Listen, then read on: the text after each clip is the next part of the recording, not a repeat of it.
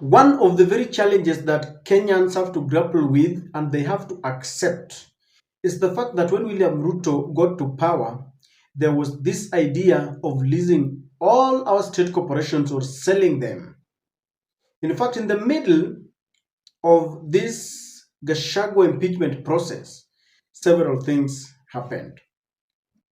The Adani deal was signed, and many experts warned that as we were being treated to those very shouting headlines of Ruto and Rigathi impeachment process in the National Assembly and in the Senate and finally in the courts, several things were happening behind the curtain. And one of them is this Adani.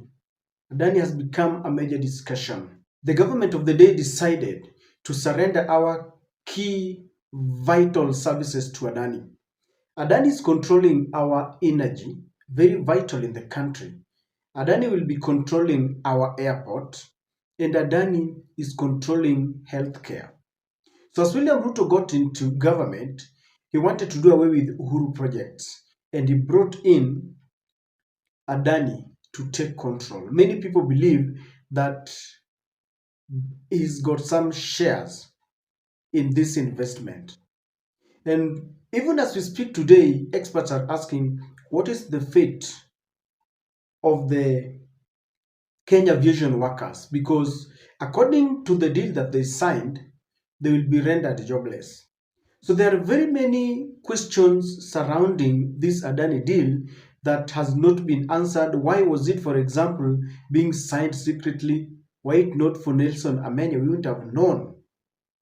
Now, today, there was a message that someone sent to me that in Bangladesh, because Adani has got contracts in several countries, in Israel, in USA, and I understand that in some countries they're doing a good job. But it all depends on your government and how you sign that deal if the government is honest. Because in our case, it seems our government has gotten an opportunity to ensure that some people are going to benefit from it.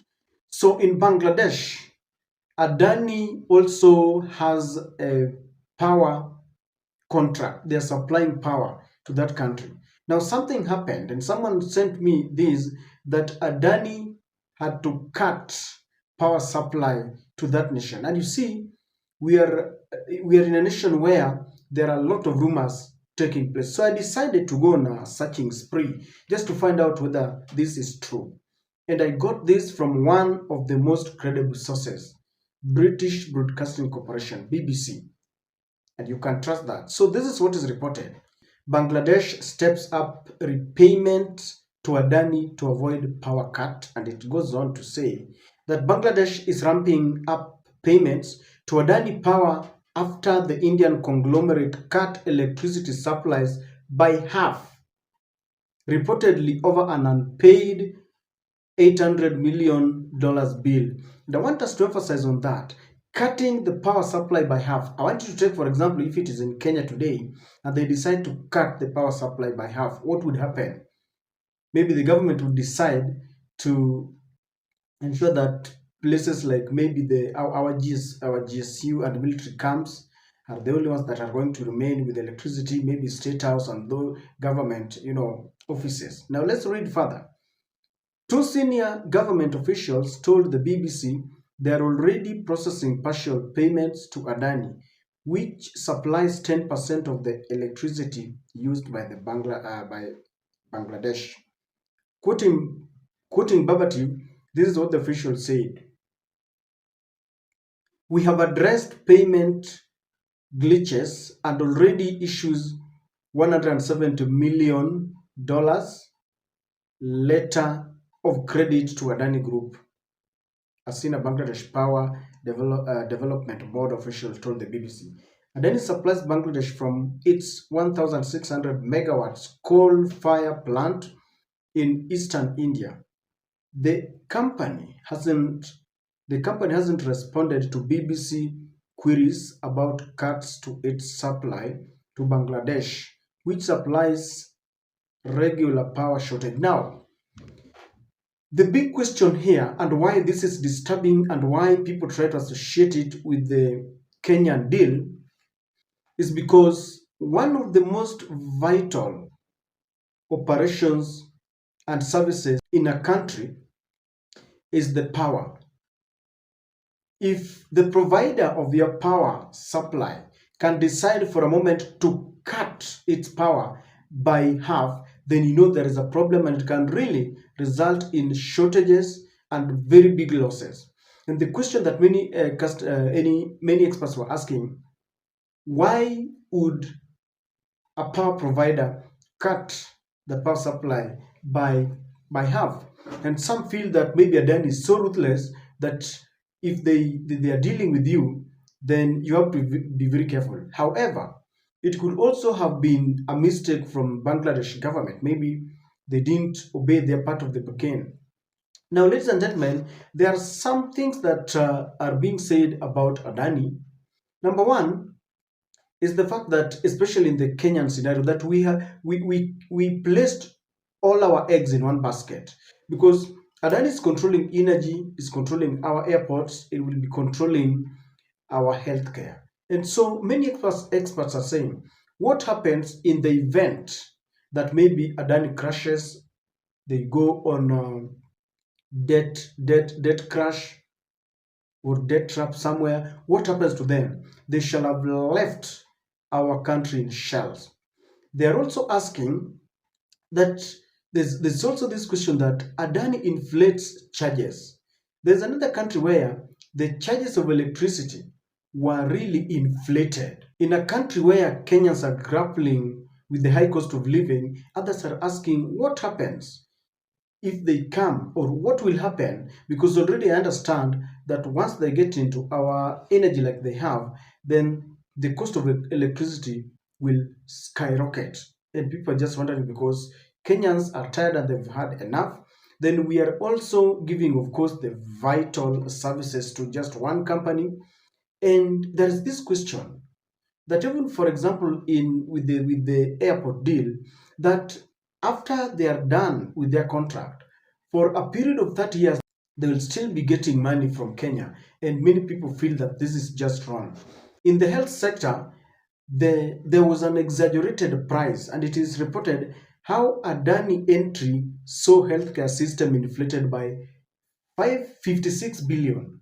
You can look at that. In a country where we are grappling with a lot of shortages and challenges, Adani got into this deal, and already in our healthcare, the prices, the price of the services were inflated by 56 billion. We're not talking even about millions, it is billions, ladies and gentlemen. And I know there are some people who got an advantage and they are now mismanaging these funds. It's getting into people's pockets, and that's why people are crying about Adani. Now, I want you to listen to Sam Gituku of Citizen TV explaining what is ailing our country in terms of Adani deal, how money is being wasted, how the health system is going to crash, because it is going to really take a lot of money, wastage, and corruption in it.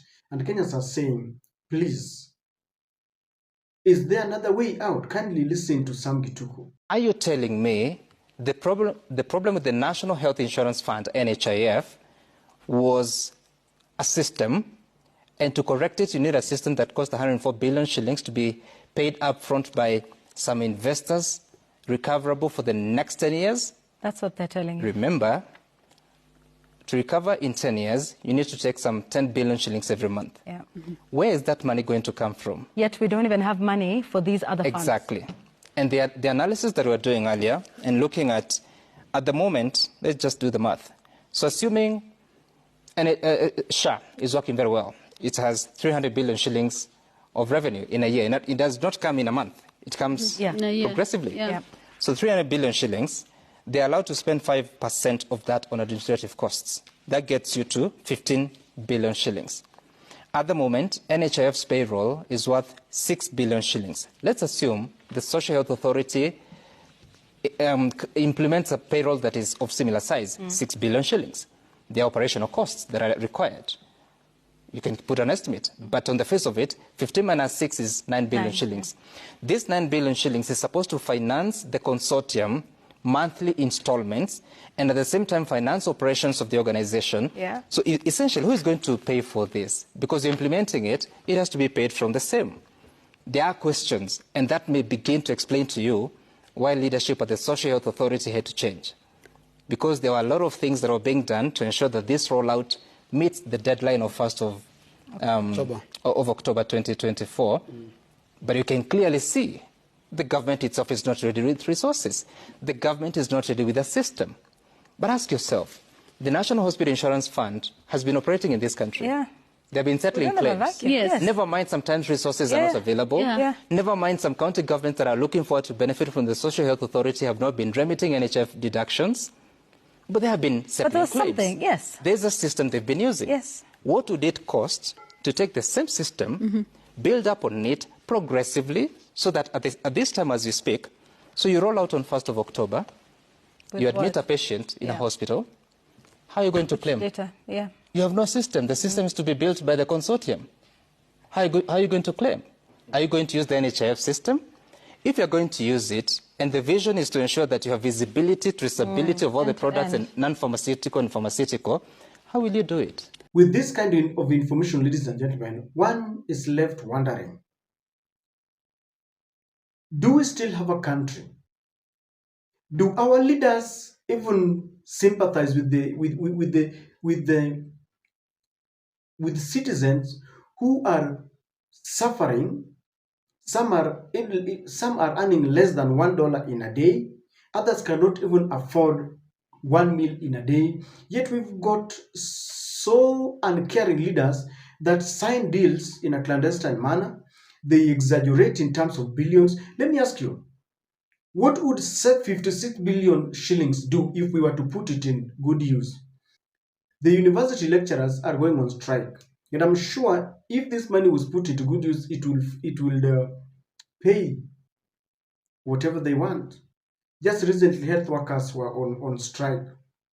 The university funding model is another fiasco, because in every sector, you'll realize that in this government, it is our time to eat.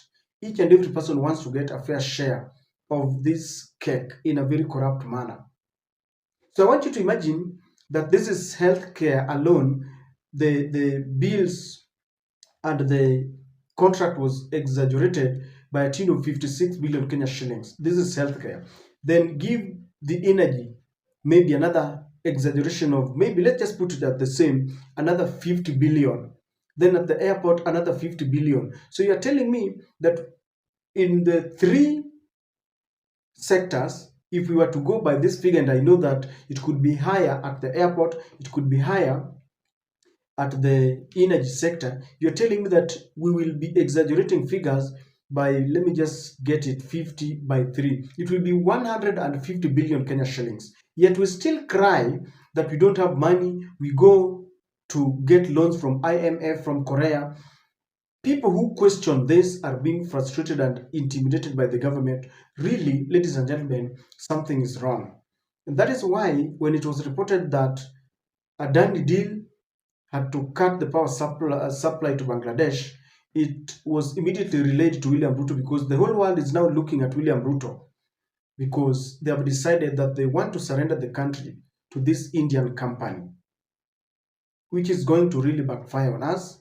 Not that Adani is such bad, but the kind of contract that we sign with them, once they realize that you're signing a contract to benefit a few individuals, they don't have a problem with that, because it's upon you. With them, they will get their cut, it will be exaggerated, they will do their job and go.